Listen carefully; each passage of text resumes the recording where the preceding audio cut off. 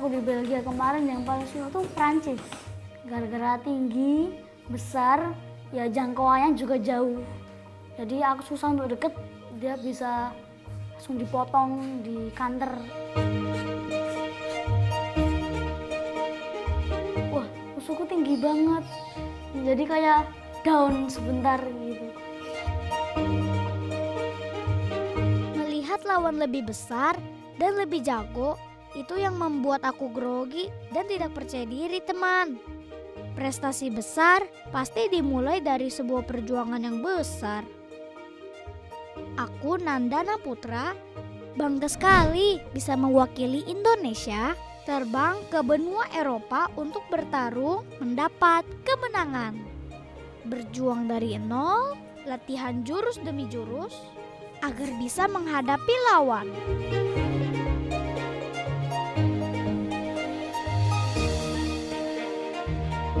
Tadi pertama aku ngelakuin gerakan Osoki Cudan.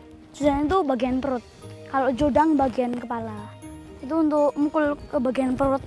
Nah, tapi yang pertama tadi ini, tadi itu buat nangkis tendangan. Tangkis. Tuh.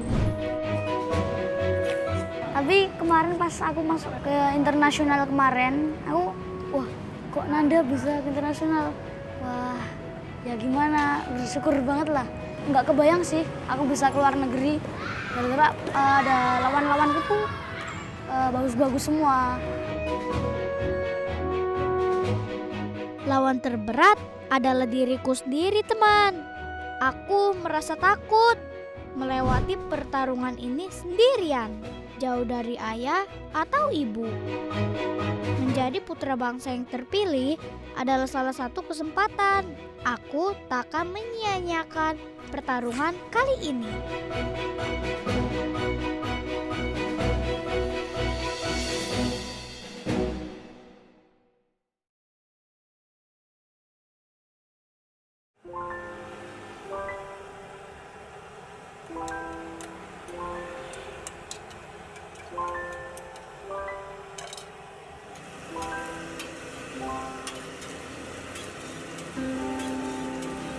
Ya, ayahku buat martabak dari dulu aku masih kecil, masih bayi. Kalau mulai jualan, berangkat dari rumah jam 5, itu mulai jualannya kayak habis maghrib mulai jualan. Aku anak kedua dari 2 bersaudara. Ayahku pekerjaannya seperti yang teman-teman lihat, hanya berjualan martabak. Apa aku malu mempunyai ayah sepertinya? Tentu saja tidak, teman. Aku bangga punya ayah yang bisa membuat martabak seenak dan segurih buatan tangannya. Kalau tidak percaya, datang saja ke sini, teman. Setiap pukul 5 sore sampai malam, ayah sudah berjualan di pinggiran jalan sekitar Solo. Ya, kewajiban seorang anak bantu orang tua. Ya, bantuin bungkusin martabak, ngasih ke pelanggan, nyiapin barang-barang mau buat dianterin ke sini, dimasukin ke gerobak itu. Demi ayah, demi keluarga, aku ikhlas, teman, untuk meninggalkan karate sementara dulu supaya bisa membantu ayah berjualan martabak.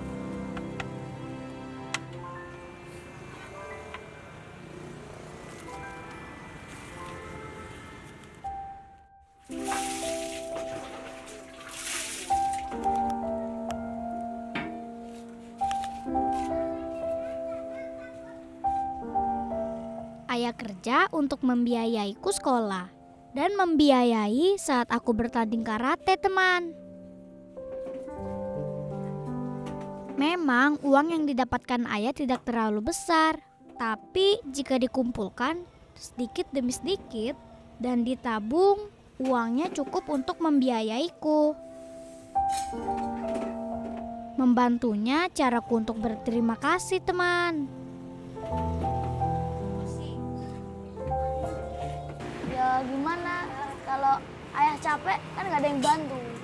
Kalau ibu nanti kan udah nyuci baju, udah ada, ya ibu rumah tangga kan ada pekerjaan banyak. Dan anaknya harusnya kan juga bantuin. Kata orang, perjuanganku ini banyak menginspirasi orang yang sedang berjuang juga.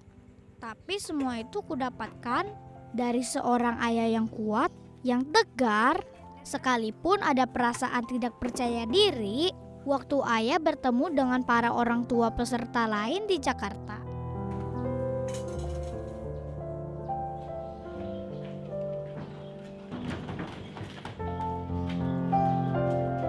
Saya jualan martabak udah hampir 19 tahun.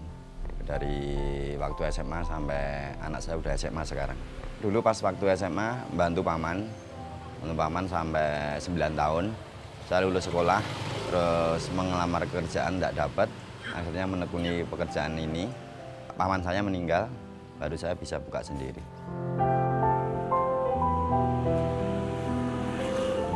Terima kasih ayah, dari dulu udah bantuin aku sampai sebesar ini. Terima kasih atas jasanya.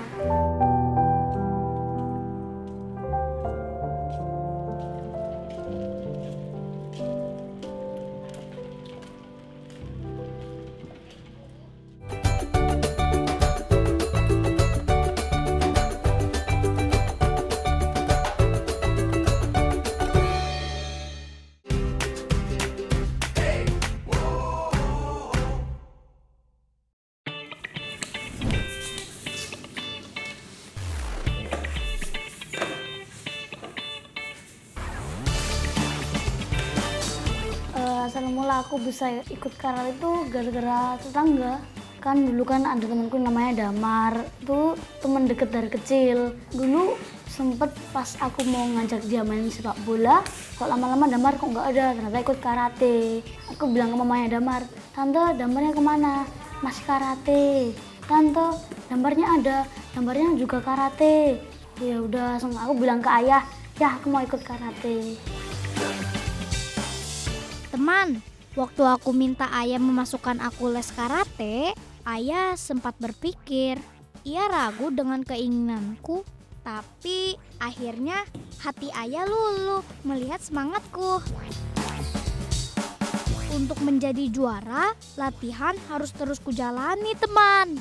Seminggu aku bisa latihan 3-4 kali, ditambah latihan fisik di rumah sendiri. Tentu saja dengan alat-alat yang sederhana ya.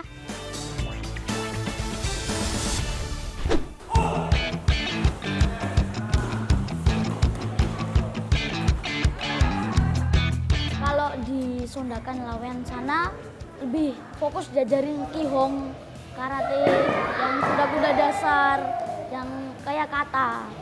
Kalau di sini lebih fokus ke komitenya, yang pertarungannya. Kalau aku lebih suka dua-duanya sih, karena karate kan cuma ada 2, komite sama kata. Jadi aku harus belajar dua-duanya dengan sungguh-sungguh biar jadi juara. Aku akui kalau latihan setiap hari, aku merasa sangat capek, teman. Setiap hari butuh energi yang tinggi. Keluhan yang biasa kurasakan, pegal atau tangan kesleo. Tapi aku beruntung, ada ayah yang memijatkanku sebelum tidur.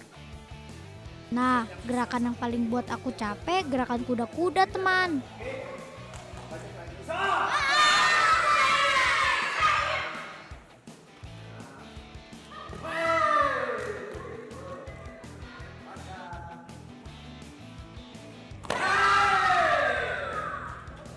Di balik seorang juara, pasti ada guru yang banyak mendukung dan mengajari sang juara.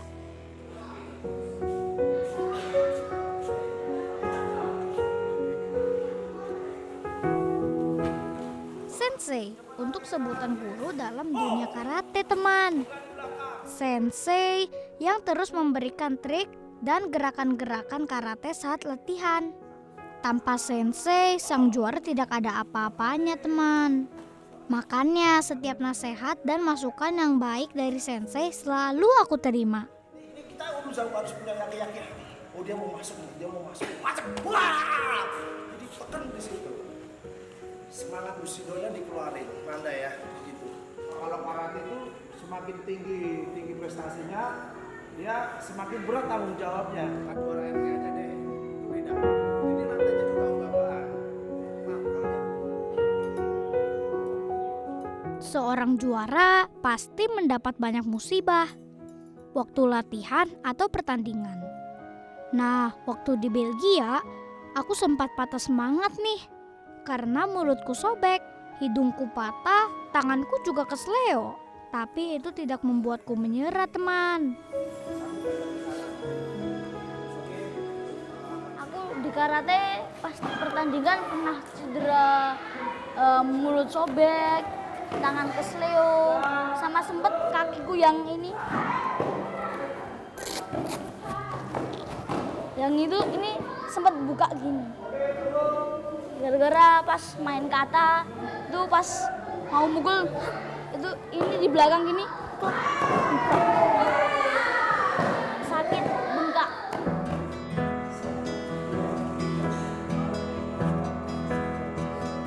Sebelum menjadi sang juara di Belgia, aku harus mengikuti karantina selama 2 minggu di Jakarta bersama teman-teman juara 1 senasional. Dan setelah 1 minggu kami diberangkatkan ke Belgia. Selama karantina, kegiatan kami hanya latihan dan latihan. Peraturan yang harus kami patuhi adalah tidak boleh lari-lari supaya tidak cedera. Makanan harus sehat dan teratur supaya tubuh tetap sehat sampai pertandingan. Latihan benar-benar harus sungguh-sungguh.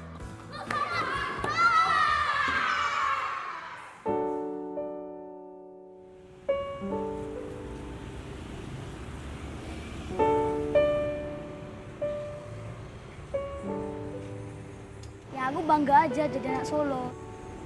Ya bangga, gara-gara Solo kan kotanya asik kecil.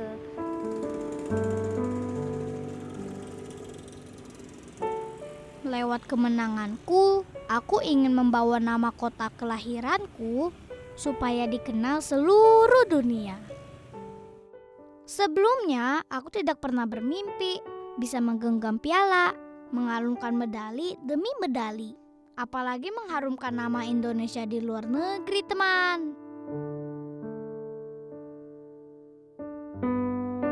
Solo dengan daya tarik wisata sejarah yang tinggi, tembok ataupun pagar berwarna biru muda, bangunan putih yang menjulang tinggi, serta prajurit berbaju tradisional yang berjaga di depan pintu keraton adalah ciri khas Keraton Surakarta. Ini seperti bermimpi. Anak sepertiku bisa sampai di Belgia.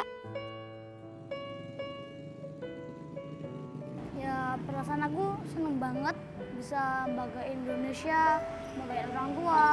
Nah itu juga membutuhkan perjuangan yang sangat panjang dari kecamatan, kota, provinsi, itu ke nasional sampai internasional kemarin di Belgia.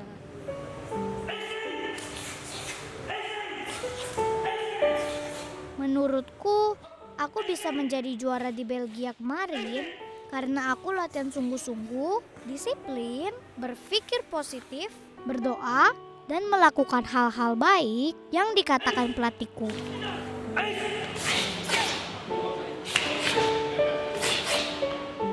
Ada 24 orang yang berangkat ke Belgia, 18 peserta dan 6 pelatih. Selama di Belgia, aku bisa menelpon ayah sehari 5 kali loh, hanya untuk menanyakan kabar ayah dan ibu. Rasanya sulit sekali menahan rindu kepada orang tua.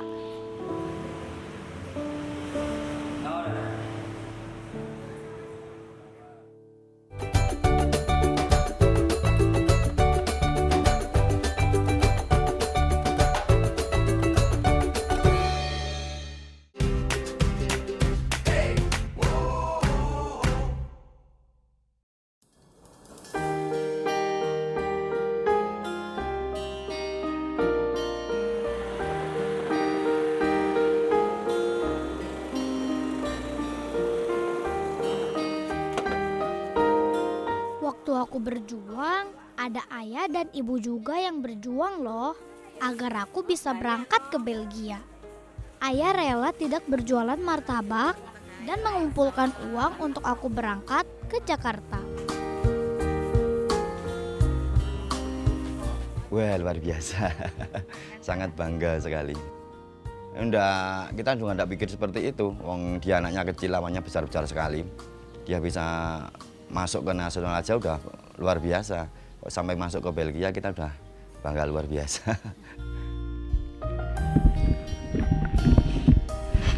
Ibu dan kakak pun harus rela jauh dari ayah berminggu-minggu hanya untuk menemaniku selama di karantina. Tapi sekarang perjuangan mereka tidak sia-sia, teman. Ada hasil yang sudah dipetik.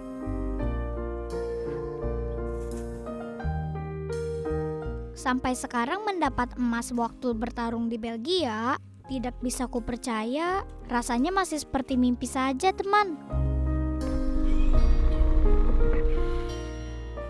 Dan tentu saja dari kemenanganku itu, besar harapan ayah kepadaku untuk tetap menjadi yang terbaik. Dia harus karirnya lebih maju, dia harus mendapatkan prestasi luar biasa sampai jenjang nanti di nasional sama di internasional, biar nanti di pelatnasnya bisa agak mudah, beasiswanya juga lebih mudah. Sebabnya kita memang dari kurang mampu, jadi kita harus benar-benar memikirkan itu untuk biaya semuanya.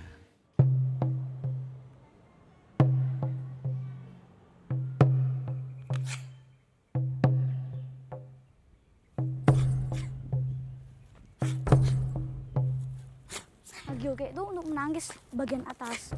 Misalnya diserang bagian kepala, ditangkis agioke. Kalau yang terakhir tadi ada sotoke.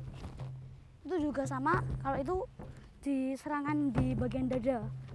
Jadi misal ada musuh nyerang, ditangkis.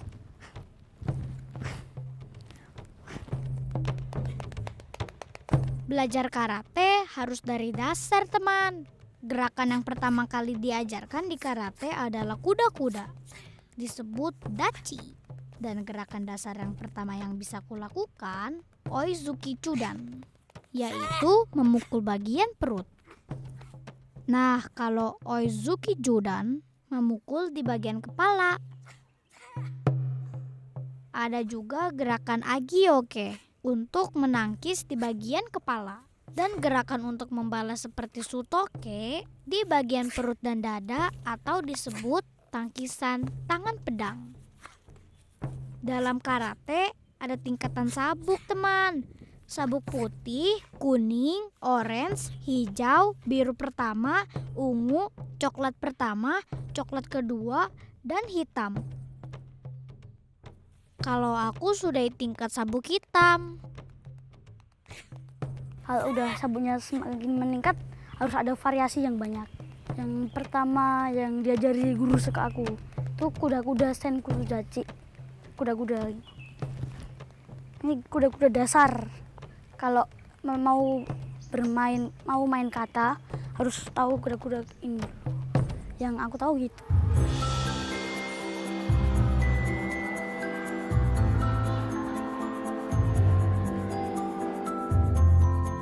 Sekolah dan karate. Aku akan memilih menjadi atlet karate, teman. Karena aku suka olahraga yang bisa bikin badan sehat. Dan tentu saja membuat orang tuaku bangga. Tapi tentu saja aku tidak melupakan pelajaran. Di sekolah aku masuk ke dalam kelas unggulan. Dan IPA adalah mata pelajaran yang paling aku suka. Tadi aku habis praktek mencoba magnet. Jadi praktek tentang magnet tuh ada 3 cara. Yang pertama elektromagnet, yang kedua ada tentang magnet digosok, sama magnet gaya kompas. Ya, dapat pengetahuan kalau magnet tuh punya daya tarik yang tinggi. Soalnya magnet alami daya tariknya lebih kuat.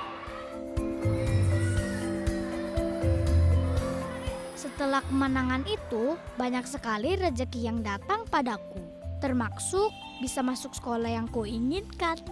Alhamdulillah, aku diberikan beasiswa di sekolah sekarang. Dan selama sekolah di sini, aku juga bisa ikut mengharumkan nama sekolahku karena mendapat juara di bidang akademik ataupun agama. Kalau disuruh pilih nih, apa cita-citaku kalau tidak menjadi atlet karate? Dari dulu aku udah ambil cita-cita jadi astronot. Aku pengen lihat luar angkasa, apakah bener ada bintang yang dilihat dari jauh kecil, di deket besar banget.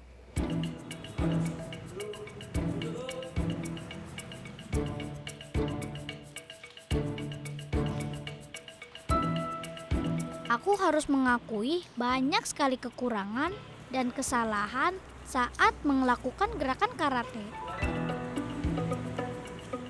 Nanda anaknya lebih memperhatikan, dia lebih diam, cara berpikirnya lebih matang. Apapun yang pelatihku ajarkan harus kulakukan. Memberikan tryout kata ataupun tryout komite. Berulang-ulang, itu semua demi kebaikanku. Saya sangat bersyukur sekali karena anak itu bisa menyerap ilmu dengan baik sehingga dia bisa menjadikan dirinya sebagai juara.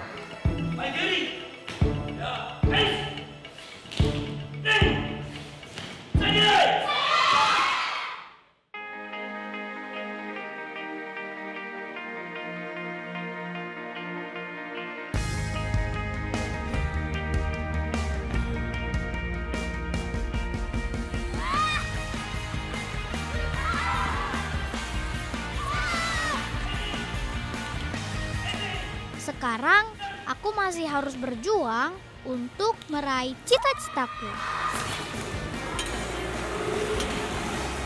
Terus membanggakan orang tua agar mereka selalu bahagia. Dan suatu hari nanti, lelah ayah menjual martabak akan kuganti dengan prestasi yang kudapatkan. Aku mau banggain Indonesia ke luar negeri biar dapat prestasi, dan aku besok besar juga mau ikut Asian Games. Aku juga ingin mewakili Indonesia bertarung lagi di luar negeri. Pertarungan di Belgia bukanlah akhir, tapi awal untuk bertarung lagi lebih kuat.